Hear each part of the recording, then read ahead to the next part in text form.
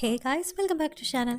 അപ്പോൾ ഇന്ന് നമ്മൾ കാണാൻ പോകുന്നത് ലോലെസ് ലോയറിൻ്റെ 9th എപ്പിസോഡാണ്. അങ്ങനെ കഴിഞ്ഞ എപ്പിസോഡിൽ നമ്മളെല്ലാവരെയും വിഷമിപ്പിച്ച് ബൊങ്ങിനെ ഈ ലോകത്ത് ആകെ കൂടിയിട്ടുണ്ടായിരുന്ന അവൻ്റെ ഏറ്റവും പ്രിയപ്പെട്ടായിട്ടുള്ള അങ്കിളായിട്ടുള്ള ഡേവൂങ് മരിച്ചു പോകുന്നതും പാവൻ നമ്മുടെ ബൊങ്ങിനെ ആകട്ടെ അതിന്റെ പേരിൽ മനഃപൂർവ്വം തന്നെ തന്റെ അങ്കിളിനെ കൊന്ന കുറ്റത്തിന് അവനെ പ്രതി ചേർക്കാനായിട്ട് ഓജും അവന്റെ ഗുണ്ടകളും കൂടി കുറെ ഫേക്ക് എവിഡൻസസ് ഒക്കെ ഉണ്ടാക്കിയിട്ട് അവനെ പോലീസ് സ്റ്റേഷനിലേക്ക് അറസ്റ്റ് ചെയ്ത് കൊണ്ടുപോകുന്നത് നമ്മൾ കണ്ടതാണ്. അങ്ങനെ ഈ ഒരു ന്യൂസ് ഒക്കെ ജഡ്ജ് ഷാ അവളുടെ ടെലിവിഷനിലൂടെ കേൾക്കുന്ന സമയത്ത് അവളുടെ ഒപ്പം എപ്പോഴും കാണുന്ന മിസ് നാം അങ്ങോട്ടേക്ക് വന്നിട്ട് അവനിങ്ങനെ കുടുക്കീന്റെ പിറകിലൊക്കെ ഓജു ആണെന്നും ഈ കാര്യമൊക്കെ അവൻ ചെയ്യുന്നേക്കാളും മുമ്പ് ജഡ്ജ് ഷാനെ അറിയിച്ചോന്നും ചോദിക്കുമ്പോൾ അതൊട്ടും തന്നെ ജഡ്ജ് ഷാക്ക് ഇഷ്ടപ്പെടുന്നില്ല. കാരണം അവൻ ഇത്രയും വലിയ ഒരു പൊസിഷനിൽ എത്തിച്ചത് ജഡ്ജ് ചായ ആയിട്ടും അവളോട് ചോദിക്കാതെ അവനിങ്ങനെ വേറൊന്നും ചിന്തിക്കാതെ കുറെ കാര്യങ്ങളൊക്കെ ചെയ്തു കൂട്ടുന്നത് ജഡ്ജ് ചാക്ക് ഉൾക്കൊള്ളാനായിട്ടില്ല.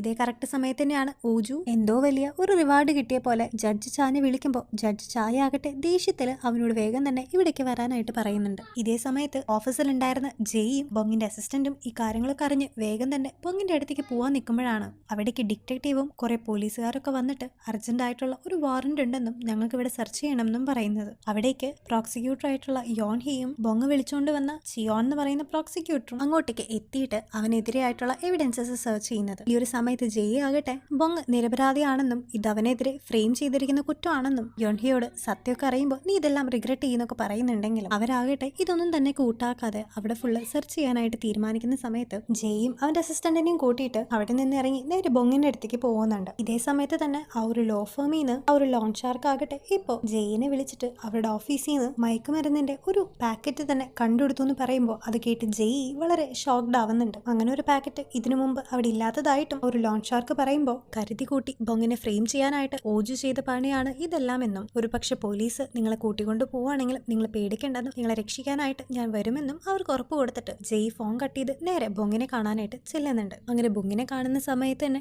അവനെ കണ്ടിട്ട് അവൾക്ക് വളരെ വിഷമാവാണ് ചെയ്യുന്നത്. കാരണം സാധാരണ അവനെ കാണുന്നേക്കാളും വളരെ വ്യത്യസ്തമായിട്ട് കരഞ്ഞു തളർന്ന കണ്ണുകളായി ആകെ വിഷമിച്ച് ബൊങ് അവിടേക്ക് വന്നിട്ട് അവളുടെ ഹെൽപ്പ് ചോദിക്കുന്നുണ്ട്. തന്റെ അങ്കിളിന്റെ ഫ്യൂണറലും ലാസ്റ്റ് ആയിട്ടുള്ള കർമ്മങ്ങളും എങ്ങനെയെങ്കിലും നല്ല രീതിയിൽ തന്നെ നടത്തണമെന്ന് പറഞ്ഞിട്ട് അവൻ കരയുന്ന സമയത്ത് അത് ഞാൻ എന്തായാലും ചെയ്യാൻ പോകുന്നില്ലെന്നും ആ ഒരു ലാസ്റ്റ് കർമ്മങ്ങളെല്ലാം ചെയ്യാനായിട്ട് ബൊങ്ങിനെ തന്നെ അവൾ ജയിലിൽ നിന്ന് പുറത്തിറക്കുമെന്നും അവൾ പറയുന്നുണ്ട്. ഇതേ സമയത്ത് മിസ് നാം ആകട്ടെ ജഡ്ജ് ചാനെ കണ്ടിട്ട് ഓജു ഇപ്പൊ പഴയ പോലെ അല്ലെന്നും ഇപ്പൊ ജഡ്ജ് ചായുടെ കൺട്രോളല്ല അവനുള്ളത് എന്നൊക്കെ പറയുമ്പോൾ ജഡ്ജ് ചായ ആകട്ടെ അവന്റെ പുറകിൽ എപ്പോഴും ഒരു കണ്ണ് വെക്കാനായിട്ട് മിസ് നാമിന്റെ അടുത്ത് പറയുന്നുണ്ട്. അങ്ങനെ അതിനുശേഷം ജയും ആ ഒരു അസിസ്റ്റന്റിനും കൂടിയിട്ട് നേരെ പോലീസ് സ്റ്റേഷനിലേക്ക് പോയിട്ട് അവിടെ പിടിച്ചു വെച്ചിട്ടുണ്ടായിരുന്ന ആ ഒരു ലോൺ ഷാർക്സിനെയും അവന്റെ അനീറ്റിനെയും ഒക്കെ തിരിച്ച് വീട്ടിലേക്ക് കൊണ്ടുവരുന്നുണ്ട്. ഈ ഒരു സമയത്ത് ആ ഒരു മയക്കുമരുന്ന് എങ്ങനെയാണ് അവിടെ വന്നതെന്ന് തനിക്ക് അറിയില്ലെന്നും അവർ പോലീസിനോട് പറയുന്നുണ്ടെങ്കിലും എവിഡൻസ് ഒക്കെ അവർക്ക് എഗെയിൻസ്റ്റ് ആയതുകൊണ്ട് പോലീസുകാർ അവരെ വിശ്വസിക്കുന്നുണ്ടായിരുന്നില്ല. അങ്ങനെ അന്ന് വൈകുന്നേരം എല്ലാവരും കൂടി ഒരുമിച്ച് ഇരുന്നിട്ട് എങ്ങനെയായിരിക്കും ആ ഒരു മയക്കുമരുന്നിന്റെ പാക്കറ്റ് ഇവിടെ എത്തിയെന്ന് ആലോചിക്കുമ്പോൾ സാധാരണ ഈ ഒരു ലോൺ ഷാർക്കിന്റെ ഒപ്പം അവരുടെയൊക്കെ കൂട്ടത്തിൽ കാണാറുള്ള ഒരാളെ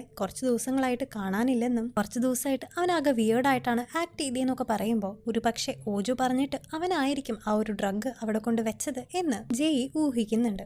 ഇതേ സമയത്ത് ജഡ്ജ് ചായും ഓജും മീറ്റ് ചെയ്യുമ്പോൾ അവൻ ചെയ്ത കാര്യത്തിനെ പറ്റിയിട്ട് ഓജു പൊക്കി പൊക്കി അവരെ തന്നെ പറഞ്ഞുകൊണ്ടിരിക്കുമ്പോൾ ഇതൊന്നും കേൾക്കാണ്ട് ജഡ്ജ് ചായ ആകട്ടെ അവൾ കുടിച്ചുകൊണ്ടിരുന്ന വൈൻ നേരെ അവന്റെ മേത്തേക്ക് ഒഴിക്കുന്നുണ്ട്. ഈ ഒരു സമയത്ത് ഞാനാണ് നിന്റെ ഓണർ എന്നും എന്നോട് ചോദിക്കാതെ ഒന്നും ചെയ്യാനായിട്ട് നിനക്ക് അധികാരമില്ലെന്നൊക്കെ ജഡ്ജ് ചാ പറയുമ്പോൾ ഞാനിതെല്ലാം ചെയ്തുകൊണ്ടിരിക്കുന്നത് ജഡ്ജ് ചാക്ക് വേണ്ടിയാണെന്നും അവളുടെ വളരെ ദുഷ്ടകരമായിട്ടുള്ള ഒരു പാസ്റ്റ് മറയ്ക്കുന്നതിന് വേണ്ടിയിട്ടാണ് താൻ ഈ കിടന്ന് കഷ്ടപ്പെടുന്നതെന്നും പറയുമ്പോൾ അത് കേട്ട് ഒട്ടും തന്നെ ഇഷ്ടപ്പെടാതെ ജഡ്ജ് ചാ അകത്തേക്ക് പോകുന്നുണ്ട്. അങ്ങനെ പിറ്റേ ദിവസം രാവിലെ ജയ് നേരെ തന്നെ ജഡ്ജ് ചാനെ പോയി കണ്ടിട്ട് ബൊങ്ങിനെ ഇപ്പൊ ജയിലിൽ നിന്ന് റിലീസ് ചെയ്തിട്ട് അവന് അവന്റെ അങ്കിളിന്റെ ലാസ്റ്റ് ആയിട്ടുള്ള ഒരു ഫ്യൂണറലെല്ലാം അറ്റൻഡ് ചെയ്യാനായിട്ട് സമ്മതിക്കണമെന്ന് പറഞ്ഞ് അവള് ജഡ്ജ് ചാടെ അടുത്ത് റിക്വസ്റ്റ് ചെയ്യുമ്പോൾ അതിനു വേണ്ടി ഇപ്പൊ നീ എന്റെ മുമ്പിൽ വന്ന് തല കുനിക്കുകയാണല്ലോ എന്ന് ചോദിച്ച് ആദ്യം അവളെ കളിയാക്കുന്നുണ്ടെങ്കിലും പിന്നീട് ഈ ഒരു കേസ് നന്നായി വാദിച്ച് നിന്റെ കഴിവ് നീ തെളിയിച്ച് ബൊങ്ങിന്റെ പേരിലുള്ള കുറ്റങ്ങളെല്ലാം ക്ലിയർ ചെയ്യാനായിട്ട് ജഡ്ജ് ഷാ പറയുമ്പോൾ അവൾ അങ്ങനെ പറഞ്ഞതിന്റെ പുറകിൽ അവളുടേതായിട്ടുള്ള എന്തെങ്കിലും കാരണം കാണുമെന്നും പക്ഷെ എന്റെ ഇപ്പോഴത്തെ ഏറ്റവും വലിയൊരു എയിം എന്ന് പറഞ്ഞാൽ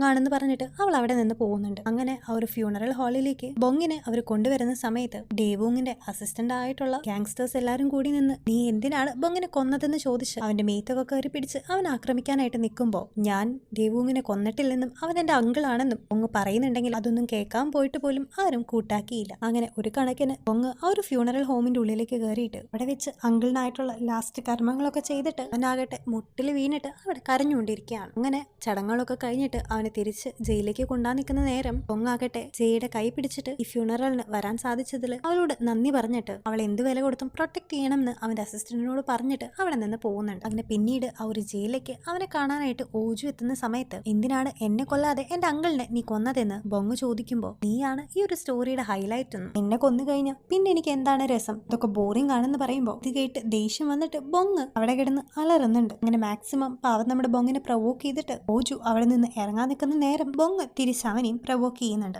എന്നെ ഈ ഒരു ജയിലിൽ നിന്ന് ഇറക്കാനായിട്ട് സഹായിച്ചത് ജഡ്ജ് ചായ ആണെന്നും നീ എന്നെ കൊല്ലാൻ നോക്കുന്ന സമയത്ത് അവള് എന്നെ ജയിലിൽ നിന്ന് ഇറക്കാണ് ചെയ്തത്, ഇന്നും നിങ്ങൾ രണ്ടുപേരും വേറെ വേറെ കാര്യങ്ങളാണല്ലോ ചെയ്യുന്നതെന്ന് ബൊങ്ങ് കളിയാക്കി ചോദിക്കുമ്പോൾ അത് കേട്ട് ഓജുവിനും നല്ല പോലെ ദേഷ്യമൊക്കെ വരുന്നുണ്ട്. അങ്ങനെ ഓജുവിനൊക്കെ കണ്ടു കഴിഞ്ഞ് തിരിച്ച് അവൻ അവന്റെ സെല്ലിലേക്ക് പോകുന്ന സമയത്ത് മുമ്പ് പരിചയമുള്ള ആരെയോ ബൊങ്ങ് ജയിലിൽ വെച്ച് ശ്രദ്ധിക്കുന്നുണ്ട്. ഈ നേരം ജെയും അവന്റെ അസിസ്റ്റന്റും കൂടിയിട്ട് ഈ ഒരു ക്രൈം നടന്ന സ്ഥലത്തേക്കൊക്കെ പോയിട്ട് അവിടെ ചെല്ലുമ്പോഴാണ് ആ ഒരു സ്ഥലം ഫുള്ള് ഇപ്പൊ ക്ലീൻഡ് ആണെന്നും എല്ലാ എവിഡൻസസും ബൊങ്ങിനെതിരായിട്ട് യഥാർത്ഥ ക്രൈമിന്റെ എല്ലാ എവിഡൻസസും അവര് നശിപ്പിച്ചിട്ടുണ്ടെന്നും ജെയ് ഇപ്പൊ മനസ്സിലാക്കുന്നുണ്ട്. മാത്രമല്ല ഈ ഒരു കേസിൽ ബൊങ്ങിനെതിരായിട്ട് അവർക്ക് ഒരു വിറ്റ്നസ് ഉണ്ടെന്നും പറഞ്ഞ് അവൾ അവിടെ നിന്ന് കുറച്ച് ഫോട്ടോസ് എല്ലാം എടുക്കുന്നുണ്ട്. അങ്ങനെ അടുത്ത സീനില് ജെയ് ആകട്ടെ ബൊങ്ങിനെ കാണാനായിട്ട് ഇപ്പൊ ജയിലിലേക്ക് വന്നിരിക്കുകയാണ്. അങ്ങനെ അവിടെ വന്നിട്ട് ആ ഒരു ക്രൈം സീനിൽ നിന്ന് എല്ലാ എവിഡൻസസും എടുത്ത് മാറ്റിയതും ഇവർക്കെതിരെ കുറെ ഫേക്ക് ആയിട്ടുള്ള എവിഡൻസസ് ഒക്കെ ഓഫീസിൽ നിന്ന് ആ ഒരു മയക്കുമരുന്ന് കിട്ടിയ കാര്യങ്ങളൊക്കെ ഇപ്പൊ ജെയ് അവന്റെ അടുത്ത് പറയുന്നുണ്ട്. പക്ഷെ അങ്ങനെയുള്ള എവിഡൻസസ് ഒക്കെ അവനെതിരെ ആയാലും ഈ കേസിന്റെ അവൻ നിരപരാധിത്വം തെളിയിക്കാനായിട്ടുള്ള എന്തെങ്കിലും ഒരു സ്കോപ്പ് അവർക്ക് വേഗം തന്നെ കിട്ടുമെന്നും ജഡ്ജ് ചാനിയും പ്രോസിക്യൂട്ടറെയും അത്രയും തന്നെ വിശ്വാസം ഇല്ലാത്തതുകൊണ്ട് താനിപ്പോ സ്പെഷ്യൽ ജൂറിക്കായിട്ടും ഒരു റിക്വസ്റ്റ് കൊടുത്തിട്ടുണ്ടെന്നും ഇപ്പോ ജെയ് പറയുന്നുണ്ട്. ഇതേ സമയത്ത് ആ ഒരു ഡിറ്റക്റ്റീവിനെ കാണിക്കുന്നുണ്ട്. ബൊങ്ങിനെ കരുതി കൂട്ടി അവർ ഫ്രെയിം ചെയ്തതാണെന്ന് ഡിറ്റക്റ്റീവിന് മനസ്സിലായിട്ടുണ്ടെങ്കിലും പോലീസ് ആയതുകൊണ്ട് തന്നെ അവന് മനഃപൂർവ്വം തന്നെ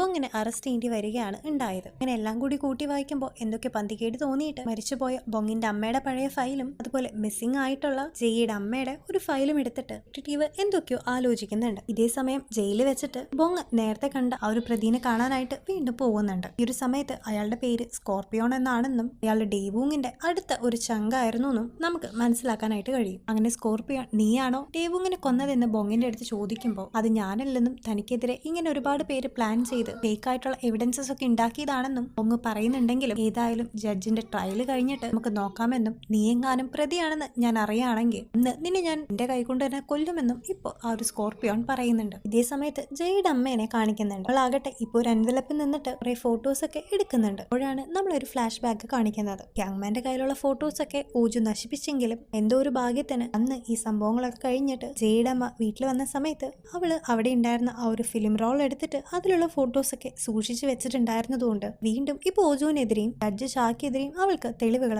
കിട്ടിയിട്ടുണ്ട്. മാത്രമല്ല ഈ ഒരു കേസിൽ ബൊങ് നിരപരാധിയാണെന്ന് അത്രയും ഉറപ്പുള്ളതുകൊണ്ട് തന്നെ തനിക്ക് എങ്ങനെയെങ്കിലും തന്റെ മകളായിട്ടുള്ള ജെയിനെ ഹെൽപ്പ് ചെയ്യാൻ പറ്റുമോ എന്ന് ഇപ്പൊ ജെയുടെ അമ്മ ചിന്തിക്കുന്നുണ്ട്. അങ്ങനെ പിറ്റേ ദിവസം കോർട്ടിലേക്ക് പോകുന്ന സമയത്ത് അവളെ സപ്പോർട്ട് ചെയ്തിട്ട് അവിടെ ഒരു ലോങ് ഷാക്സും അവന്റെ അസിസ്റ്റന്റും അവളുടെ അച്ഛനും എത്തിയിട്ടുണ്ടായിരുന്നു. ഈ ഒരു സമയത്ത് ബൊങ്ങിന് വേണ്ടിയല്ല വന്നതെന്നും എന്റെ മകള് വീണ്ടും കോടതിയിൽ വാദിക്കുന്ന കാണാനാണ് ഞാൻ എത്തിയിരിക്കുന്നതെന്നും അവളുടെ അച്ഛൻ പറയുന്നുണ്ട്. അങ്ങനെ ട്രയലിന് മുമ്പ് ബൊങ്ങും ജഡ്ജ് ഷായും തമ്മിൽ മീറ്റ് ചെയ്യുമ്പോൾ ഇപ്പോഴത്തെ ഒരു അവസ്ഥയിൽ ജഡ്ജ് ഷാ അവനെ കളിയാക്കുന്നുണ്ടെങ്കിലും അധികം വൈകാതെ ജഡ്ജ് ഷായും അവന്റെ ഈ ഒരു പൊസിഷനിലേക്ക് വരുമെന്ന് അവൻ ഉറപ്പ് പറയുന്നുണ്ട്. മാത്രമല്ല തന്റെ ജീവിതം ഇപ്പോൾ ലോയുടെയും അതുപോലെ താൻ ഏറ്റവും കൂടുതൽ ഇഷ്ടപ്പെടുന്ന ഒരു വക്കീലിന്റെയും കയ്യിലാണെന്നും അവൻ പറയുന്നുണ്ട്. അങ്ങനെ ഇതെല്ലാം കേൾക്കുമ്പോൾ ജെയ് എങ്ങനെയെങ്കിലും ഈ ഒരു കേസിൽ ജയിക്കട്ടെ എന്നും അവൻ റിലീസ്ഡ് ആകട്ടെ എന്നും ജഡ്ജ് ഷാ പറയുന്ന കേട്ടിട്ട് എന്തുകൊണ്ടാണ് ഇപ്പൊ ഇവർക്ക് ഫേവറബിൾ ആയിട്ട് പറയുന്നതെന്ന് ചിന്തിച്ച് ഈ ഒരു ട്രയലിന് ശേഷം നീ എന്താണ് അങ്ങനെ പറഞ്ഞതെന്ന് എനിക്കറിയണമെന്ന് ബൊങ് ഇപ്പൊ അവളുടെ അടുത്ത് പറയുന്നുണ്ട്.